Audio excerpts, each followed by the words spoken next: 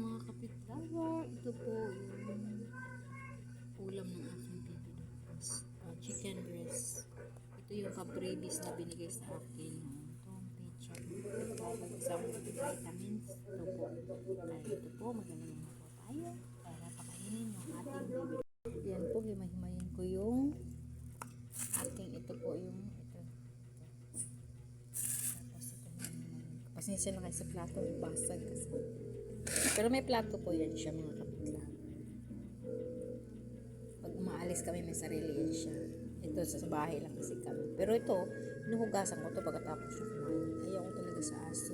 Ayaw ko talaga sa mga fur babies ko na yung kinainan nila hindi hugasan ako.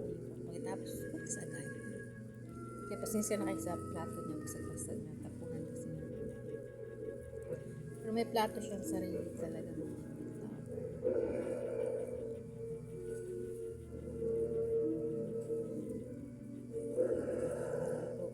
Ganado siya kumain ito, lalong-lalo na yung vitamins pag pinainom ko ng vitamins.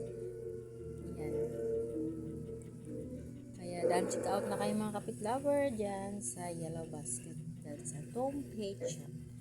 Sa aking Yellow Basket mga kapitlover na may-mayin lang natin yung kanin. Minsan nanaluan ko yan ng dog food. Minsan ayaw niya kumain ng dog food. Kaya minsan kanin na lang.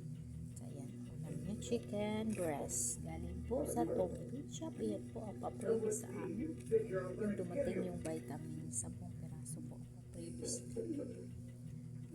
Sana sa ulitin na naman, sana sa ulitin seller. Kaya yan po, kakain na po yung ating baby dog. Dali na, oh, dali na, kain na, dali, oh, dali na, kain na ikaw. Oh, dali na. Dali lang natin. Kaya yan po. Dahil check out na kayo dyan sa aking Yellow Basket. Oh, chicken breast yan.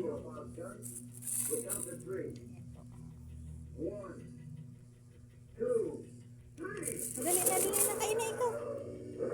Ayan po mga kapitlover. Kumain na yung aking baby dog sa kanyang chicken breast na pa-previous ni Tom Petchat. Yan po. Ayan po. Bye-bye po mga kapitlover. Mahaba na yung aking video.